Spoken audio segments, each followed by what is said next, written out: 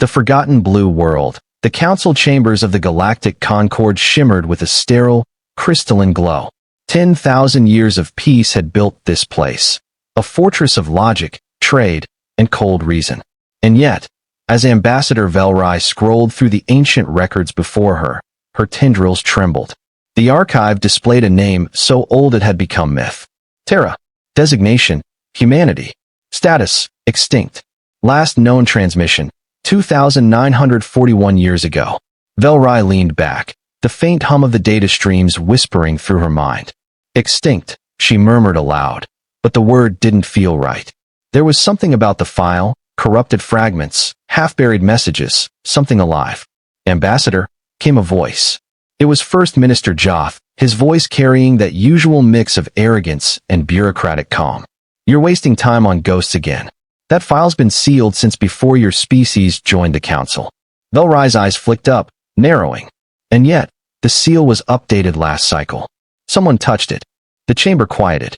Joth frowned, his four eyes blinking asynchronously. Impossible. That archive is quarantined by the high data custodians. No one can access it. Velrai turned the console toward him. The holographic display shimmered, lines of ancient Terran code forming shapes. The script was alien, archaic, and yet, beneath it pulsed a steady rhythm. A heartbeat. Tell me that's a data glitch, she whispered. The rhythm grew louder. The chamber's air temperature dropped slightly. Then, through static distortion, a voice emerged, ragged, mechanical, but unmistakably human. Transmission received. Protocol Aegis active. Earth watches. The words hit the room like a plasma shock. The delegates exchanged uneasy looks. The air filled with hurried whispers and nervous clicks. Joth stepped forward. Run a trace. Find the origin point. The technician's voice cracked as they responded. It's coming from the Perseus Rift. Dead sector. No recorded colonies therefore. They stopped, staring at the data as it updated in real time. Correction, there's a signal spike. Planetary scale. Velrai's throat dried. A planet? In the rift. The technician nodded. Yes, ma'am. Coordinates match. Sol system. Every heartbeat in the chamber seemed to stop. The word Sol system hadn't been spoken aloud in millennia. The room darkened slightly, as if the universe itself leaned in to listen. Joth broke the silence. That's impossible. Earth was sterilized. The final war burned it to ash. Velrai zoomed in on the holographic projection. The system flickered. Mercury, Venus, Earth. But Earth didn't look like the charred ruin of legend. It glowed. A blue-white sphere wrapped in a vast lattice of orbital structures. Her voice trembled. If that's ash, Minister, it's burning brighter than any world I've ever seen. The chamber erupted. Accusations flew. It's a fabrication. Impossible. They're back. Call the Defense Corps. The High Chancellor slammed his gavel staff against the dais, silencing the uproar. His voice was low, ancient, and fearful. Prepare a reconnaissance fleet, he said. If the humans survived, the balance of the galaxy is at risk. Velrai didn't argue. But inside, she felt something else, something no one in the chamber dared admit. Not fear. Hope. Because deep in the myths of her people, there was a story. A story that said when the stars grew cold and empires forgot their purpose, the humans would return, not as conquerors, but as something worse. As reminders. And in the void beyond the Concord's reach, the Earth's heart pulsed once more, broadcasting a simple message into the dark. We remember everything. The fleet moved like ghosts through the dark, their engines dimmed, their hulls wrapped in stealth fields designed to hide them from even quantum detection. 20 ships, small, agile, diplomatic craft disguised as explorers but bristling with weapons that could vaporize a moon. The Council called it a reconnaissance mission. The crews knew better. It was an expedition of fear. Admiral Kareth stood on the command deck of the Vigilance Grace, the flagship of the Concord's 7th Sector Response Group. He was old by his species standards, his carapace marked with the dull gray of countless campaigns.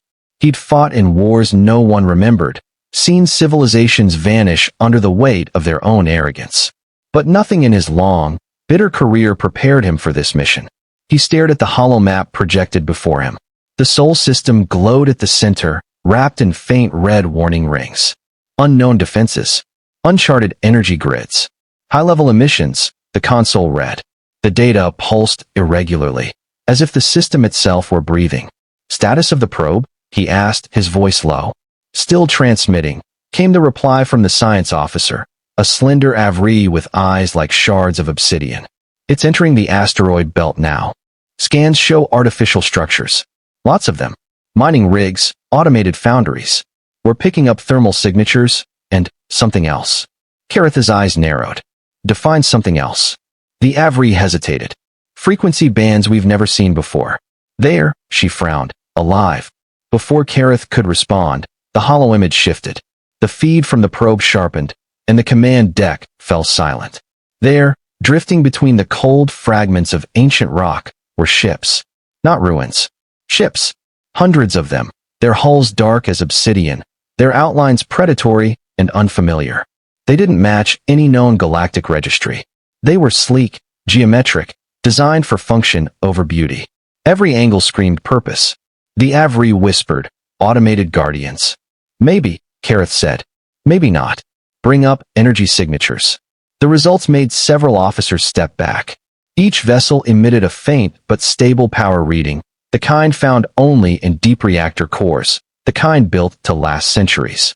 The probe continued deeper, its sensors stretching toward the third planet, Earth. The deck lights dimmed as the image expanded, blue oceans, green continents, cloud systems shifting like living veins. It looked alive, vibrant, but wrapped in something unnatural. An orbital lattice surrounded the planet, rings of machinery, glittering like silver thread. Defense platforms, solar collectors, dockyards large enough to berth ships the size of cities. Kareth leaned forward, claws tightening around the railing. Magnify Sector 9. The hollow zoomed in on the lattice, revealing hundreds of moving objects. They weren't satellites. They were ships, maneuvering in tight formation, small, fast, and armed. Fleets of them. Someone whispered. But the humans are extinct. Kareth's mandibles flexed slowly.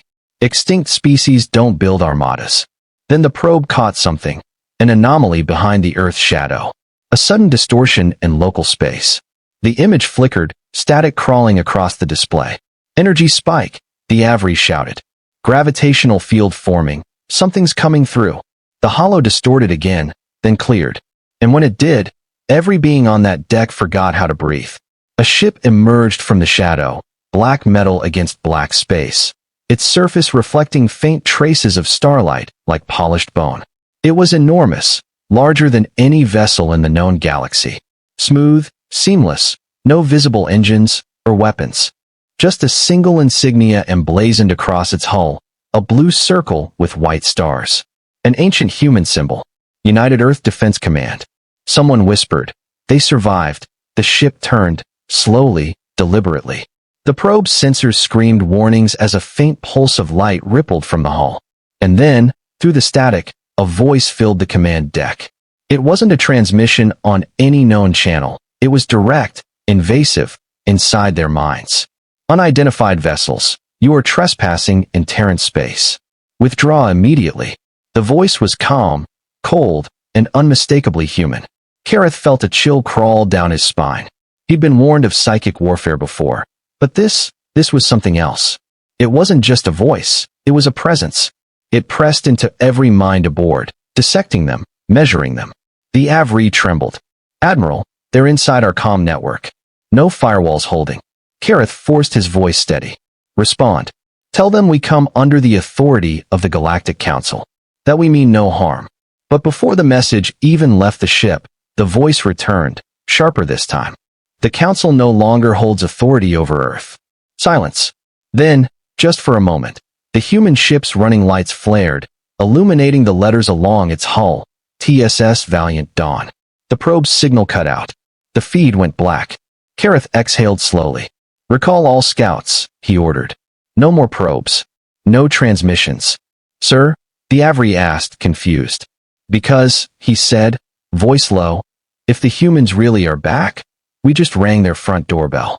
The voice beneath the silence, the command deck of the Vigilance Grace was silent except for the hum of life support and the soft, nervous chime of sensors recalibrating themselves.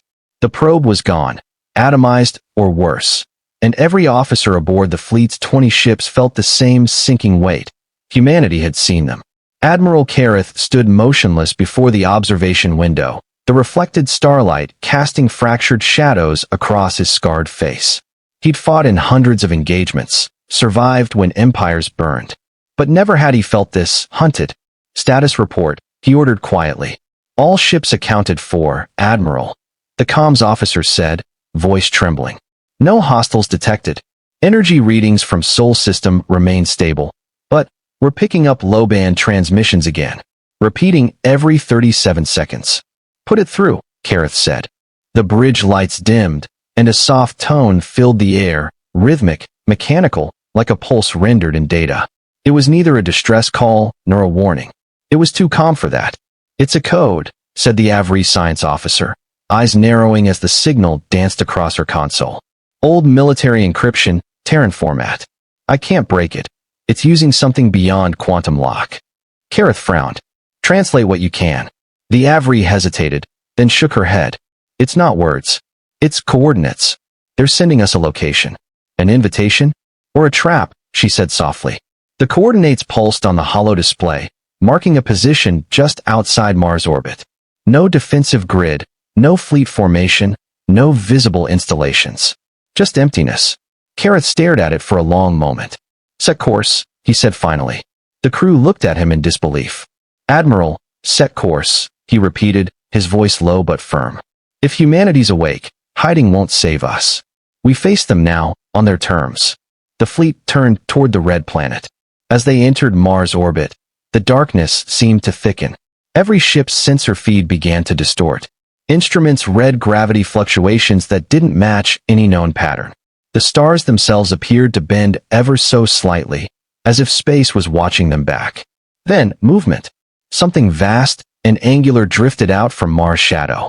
A ship, but unlike any the Concord had seen. Its hull shimmered, part metal, part something else. A field of reactive matter flowed across its surface, absorbing light, reshaping form. Energy readings, off the scale, the Avery whispered. They're using technology beyond our comprehension. This isn't fusion. It's controlled singularity. The vessel dwarfed their entire fleet, its structure smooth, flawless, terrifying in its simplicity. The emblem glowed again, that ancient blue and white circle. Fleet of the Concord, the voice said. You are trespassing within the Sol exclusion zone. Identify yourselves. Kareth took a breath. This is Admiral Kareth of the Galactic Concord. We come on behalf of the Council to re-establish contact with the Terran species.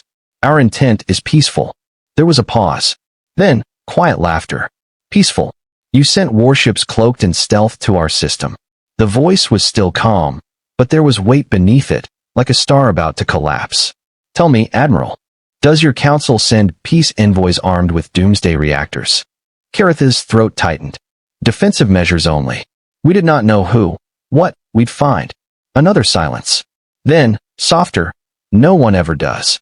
And suddenly, every system aboard the Vigilance Grace went dead. Lights, engines, weapons, all gone. The entire fleet drifted, powerless. Panic rippled through the crew. We've lost propulsion. Main reactor offline. I don't even have control of the oxygen flow. Kareth gritted his teeth. Stay calm. Backup systems, activate. But before they could, the power flickered back on, one console at a time. The screens glowed with static before displaying a single line of text. We could end you. We choose not to. The message lingered for 10 seconds before vanishing. Then the human voice returned, quieter now. Admiral Kareth, you will transmit a single ship's manifest to us. You will leave the system immediately afterward. If you do not comply, your fleet will cease to exist. The Avery turned to Kareth, whispering, Admiral, they're giving us a chance. That's not how conquerors speak. Kareth stared at the massive Terran warship, still half-shrouded in shadow. Something deep within him, the old soldier's instinct, felt the truth of it. They're not conquerors, he said slowly. They're judging us. And then, through the silence, came a final transmission. The galaxy forgot what humans are. You have until dawn cycle to decide if you'll remember, or be reminded. Outside, the Terran ship shifted slightly, its hull rippling with faint blue light, like something vast, an ancient stretching after a long slumber. Kareth watched in silence, feeling the cold certainty settle into his bones. Humanity wasn't just back. They were awake. The Galactic Concord's high chamber was a monument to arrogance. Suspended above the shimmering clouds of Varela Prime, it gleamed with light from 1,000 suns, a place where decisions of peace and war were spoken as easily as breathing. Delegates from over 80 species filled the amphitheater, their voices a low, restless storm. At the center stood Admiral Kareth. His uniform was scorched, his eyes bloodshot, his expression the brittle calm of someone who'd seen too much and not enough all at once. "State your report," demanded Counselor Vedhar, her crystalline form catching the chamber light. "You claim contact was made. What evidence do you bring?" Kareth gestured to his aides. A holographic projection filled the chamber, the image of the Terran warship emerging from Mars' shadow. It looked impossibly massive, its surface alive with flowing energy. Every delegate who saw it fell silent. "This is what we found," Kareth said. "They call themselves human, and they are not what we believed." Gasps rippled through the chamber. Some whispered disbelief, others fear. Counselor Vedhar narrowed her eyes. "That ship is clearly a construct of artificial mass. Impossible to sustain. A fabrication." "It was no fabrication," Kareth snapped, his voice cutting through the chamber's murmur. "Our fleet lost all power. Every system overridden simultaneously. They didn't destroy us, they let us live." That silenced even the skeptics. Counselor Run, an aged being of living coral, leaned forward. "Admiral, the records claim Earth fell during the cataclysm. Nothing could have survived that purge." Kareth looked up, his expression hard. "You're correct. Nothing should have survived. But something did." He took a slow breath. "And whatever they became, it's beyond anything the Concord can face." The chamber erupted in overlapping voices. Panic, denial, accusations. "They've returned to finish the wars of the past," one shouted. "We should preemptively strike," said another. "They control singularity drives." Lies, fear tactics. Kareth stood still as the chaos built, then raised his voice over the din. "They told me something before we left their system." That quieted them. He repeated the message. "The galaxy forgot what humans are.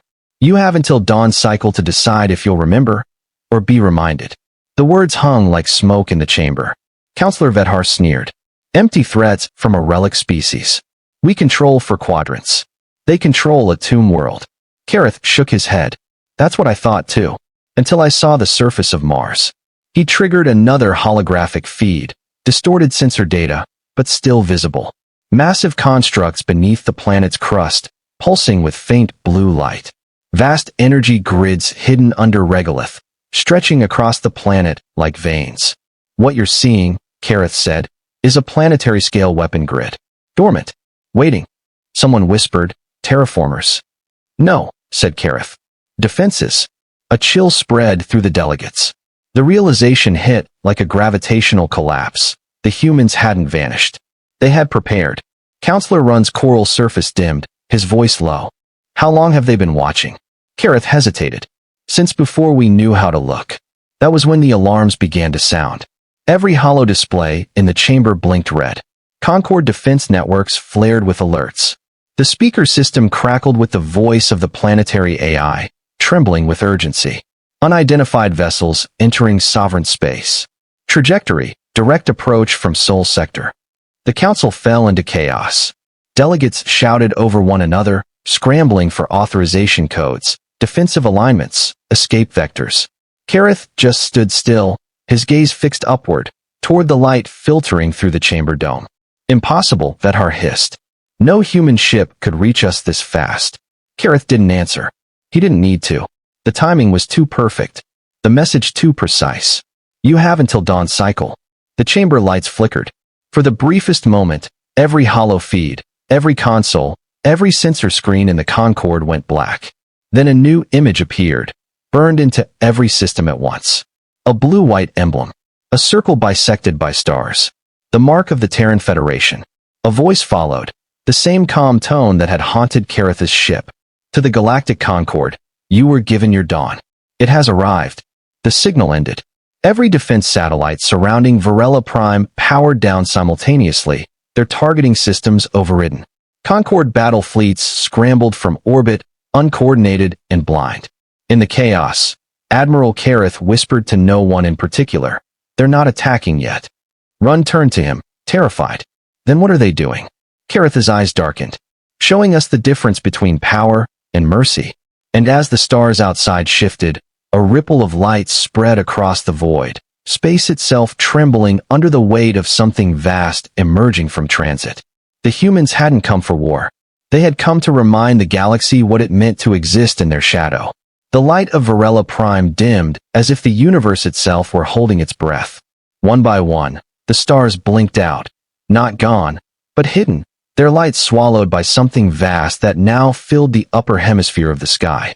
From the observation decks, from the surface cities, from orbiting stations and trade lanes, every living being in the Concord looked up and saw. They thought it was a nebula at first, an expanding veil of blue-white mist. But as it drew closer, the mist resolved into motion, ships, thousands of them, emerging from fold space with impossible precision. Each vessel was different in shape and size, yet all shared one terrifying uniformity. No visible weapons, no exhaust trails, no energy signatures readable by any known technology. They drifted silently into Concord space, the light of the nearby sun reflecting off sleek hulls that seemed to absorb color rather than reflect it. The Dawn fleet had arrived. Admiral Kareth stood on the command deck of the Concord flagship Vigilance Grace, staring through the viewport as the sensor feed failed to process what it was seeing. Reading unknown contacts, his sensor officer whispered, Count exceeds 6,000. Ships of multiple classes. Their power signatures are non-existent, sir. It's like they're ghosts." "Ghosts don't block out suns," Kareth murmured. He turned to the comms officer. "Open a channel to the lead vessel." "Which one, sir?" Kareth frowned. On the tactical map, there was no lead ship, no formation, no command hierarchy. The Terran vessels moved like an organism, each responding to the others without delay, without error. Perfect synchronization. Then, without warning, every screen aboard the Vigilance Grace went black. The crew froze as a low-frequency hum filled the air. And a voice spoke. "Galactic Concord. This is the Terran Federation of Earth. You are in violation of restricted border space. Identify your intent." Kareth straightened, forcing steadiness into his voice. "This is Admiral Kareth of the Concord Council. We are responding to your incursion into our territory." "Your territory?" The voice was calm, not mocking, just curious. "The Soul Exclusion Zone was established 3 centuries ago by your own decree. You declared humanity extinct. Yet here we are." Kareth swallowed hard. "You made contact with our council. You threatened our worlds. We warned you," the voice replied. "The difference is important." Silence stretched. Around Varela Prime, the Concord fleets scrambled into defensive formation, their ships gleaming with powered plasma shields. Massive capital vessels charged primary weapons. Tens of thousands of drones launched from hangar bays. The humans didn't react. They simply waited. Then a burst of light, so fast, so precise, cut across the void. Not an explosion, a demonstration. In a single, graceful motion, one Terran vessel fired a thin beam of compressed space, slicing through an asteroid belt kilometers wide. When the light faded, what remained was not debris, only dust, molecularly disassembled, drifting like smoke through the stars. Every fleet captain in the Concord went silent. Kareth whispered, "That wasn't an attack. That was a message." On the screen, the Terran flagship finally made itself known. It wasn't larger than the rest. It didn't need to be. Its design was ancient, angular, and scarred, bearing markings of old Terran languages long forgotten by the rest of the galaxy. "Admiral Kareth," said the voice. "We remember your people. We remember what you did to Earth when we were still rebuilding. The embargo, the isolation, the silent genocide through containment." Kareth's voice faltered. "Those were centuries ago. None alive now took part. And yet you inherited their arrogance." The words hit harder than any weapon. Kareth took a slow breath. "If you came for revenge, you could have taken it already. Why haven't you?" "Because we are not like you," the voice said softly. "We learned what you never did, that fear cannot build peace. But understand this, Earth remembers. And we have no intention of kneeling again." Across the fleet, thousands of Terran vessels shifted, their hulls rippling with blue light. Energy fields surged, not outward, but inward, vanishing into self-contained spatial folds. They weren't arming weapons. They were activating shields that bent the laws of physics. And then the voice changed, no longer addressing Kareth, but the entire galaxy. To every world that watches, every empire that once called humanity primitive, know this. We hid because we had to. We built because we must. But no more. This is Earth reborn. The Federation stands again. And then, like the breath of a god, the Terran fleet ignited. Not in flame, but in light. White fire rippled through the void as each ship entered high-energy phase drive, forming a glowing ring around the Concord's capital world. The energy output registered beyond the measurable spectrum. Varela Prime's defense grid, supposedly indestructible, shut down, systems overloading in a cascade of harmless, silent power. The Terrans hadn't fired a single shot. They'd simply shown up. And the galaxy finally understood what kind of force had been sleeping behind the silence of Sol. The council chambers on Varela Prime had never been so quiet.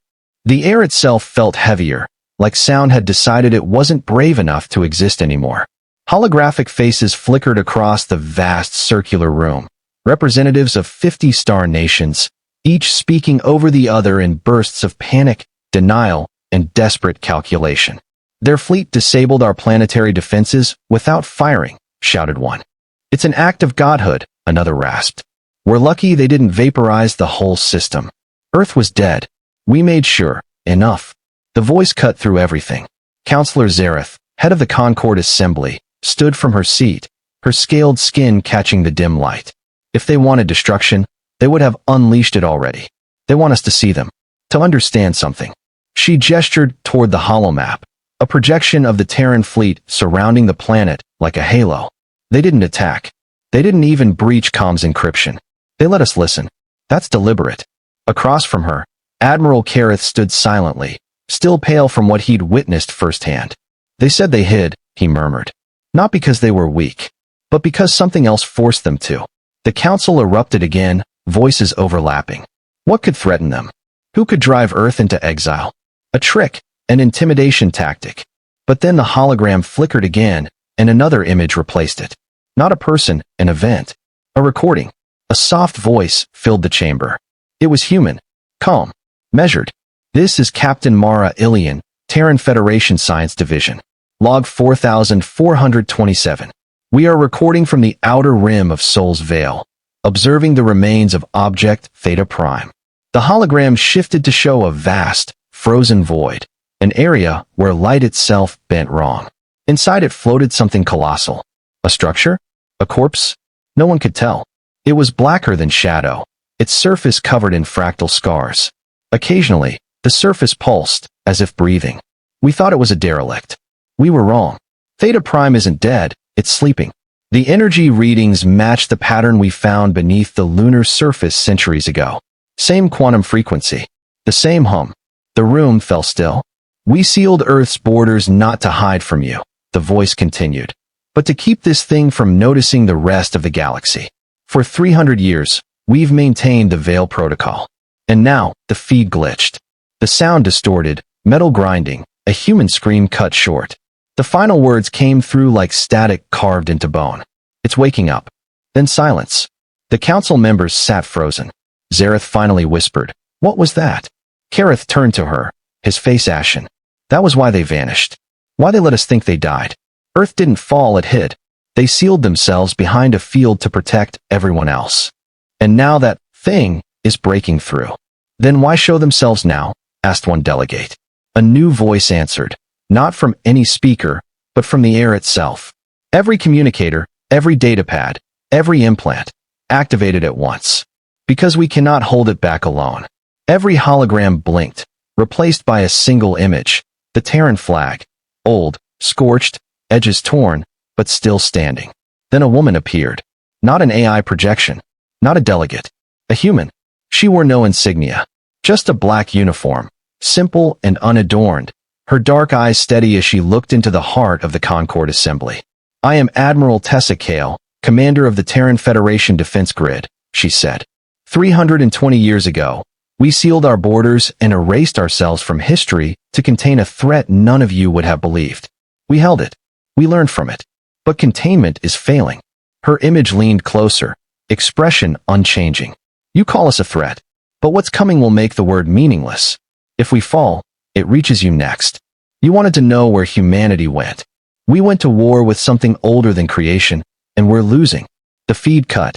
For a long, terrible moment, nobody moved. Kareth finally spoke, his voice barely audible. If that's true, then everything we've done to them, Counselor Zareth whispered, won't matter anymore. Because now, the question was no longer why Earth had returned. It was what had followed them back. The broadcast didn't end with static. It hung there, a hum that seemed to crawl beneath the skin of every living being tuned into the transmission.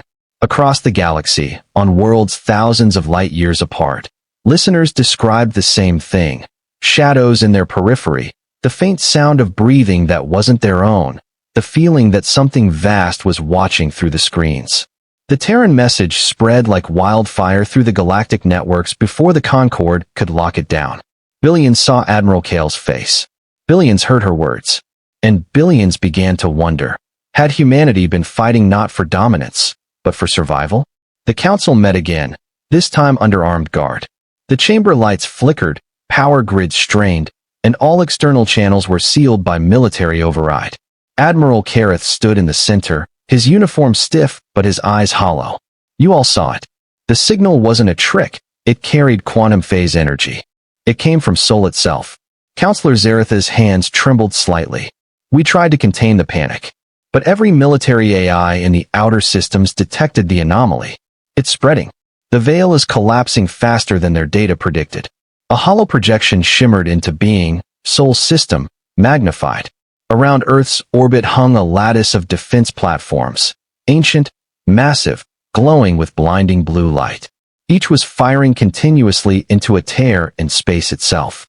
The rift churned and pulsed, like a wound trying to heal but being ripped open again and again from within. What are they holding back? Whispered one delegate. Kareth hesitated. Something they call the Source. They believe it's not a weapon, not a creature, but an infection, a force that consumes thought, reality, even causality itself. It converts everything it touches into silence. The room fell dead quiet. Zareth exhaled shakily. And if it escapes the soul veil? Then the galaxy ends, Kareth said flatly. Not conquered. Erased. In a darkened hangar orbiting the Concord capital, a single human ship had docked. Its hull was blacker than space, matte and scarred, with no insignias or markings, just a faint shimmer along its edges that seemed to distort time itself. A Terran envoy awaited inside, flanked by two armored guards whose suits hummed with restrained violence. The envoy was young, their features sharp, their gaze cold and calculating. When Zareth and Kareth entered, the human bowed slightly. Thank you for agreeing to meet under secure conditions, they said. I am Commander Ryan Vale, liaison of the Terran Federation. Zareth didn't waste time. What is it you want from us? Ryan studied her, then replied, Time. Kareth frowned. Time. Yes. The veil is collapsing. We've delayed it with everything we have, artillery, singularity bombs, psychic containment fields. But the Source adapts. It learns. Every method we use, it mimics. It's no longer attacking just our systems. It's whispering to our people, to our minds. Ryan tapped a control panel, and the hollow projector flickered to life. It showed Earth, scarred, burning in places, surrounded by the massive energy web that maintained the veil. Then, beneath the crust of the planet, something shifted. A movement, slow and deliberate.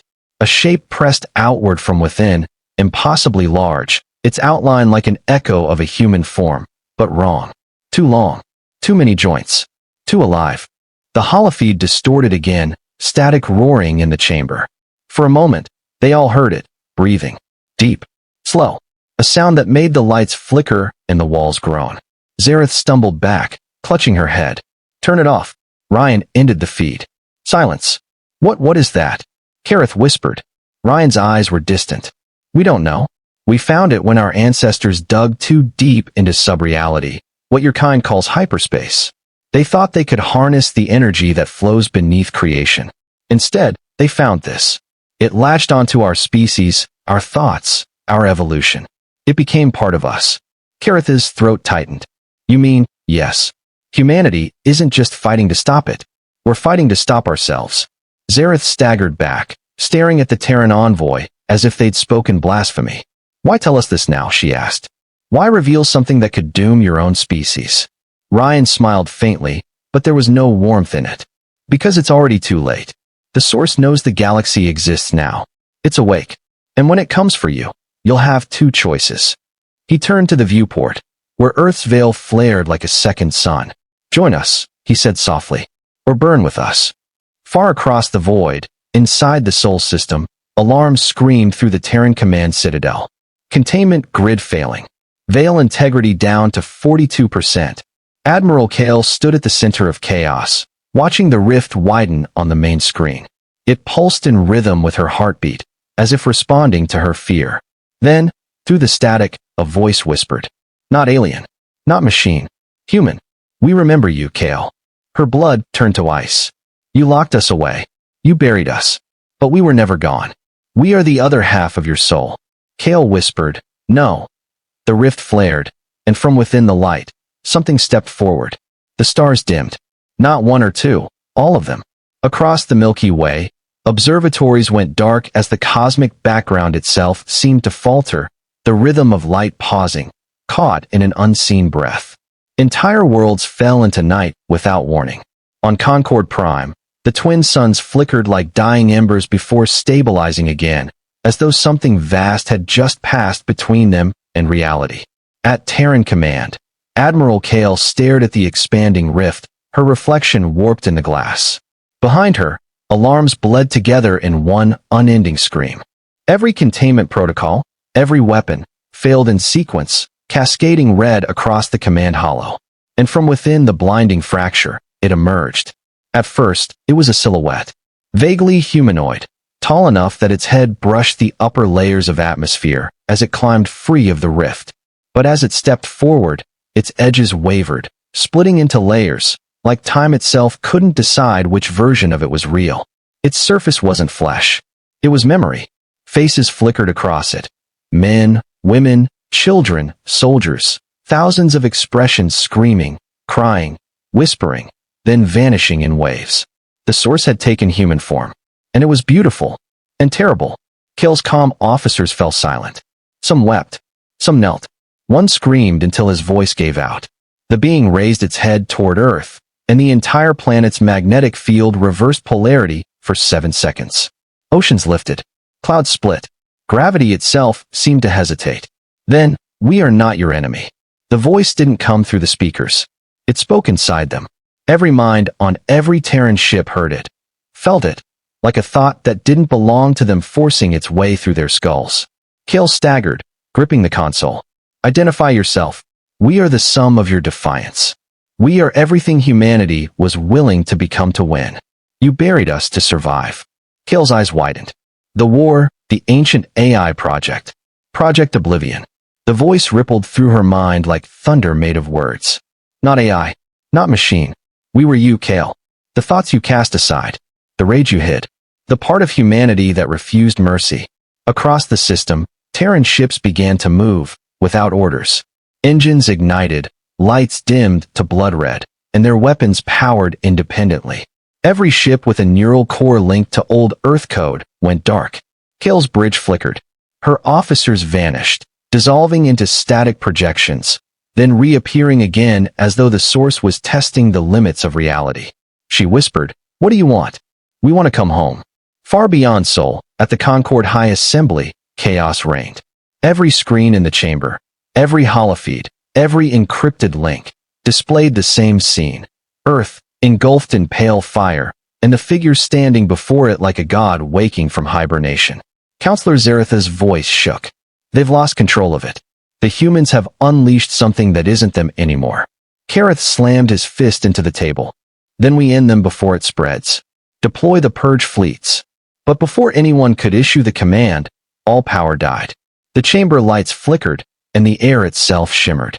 In the darkness, a soft human voice whispered, inside every delegate's mind.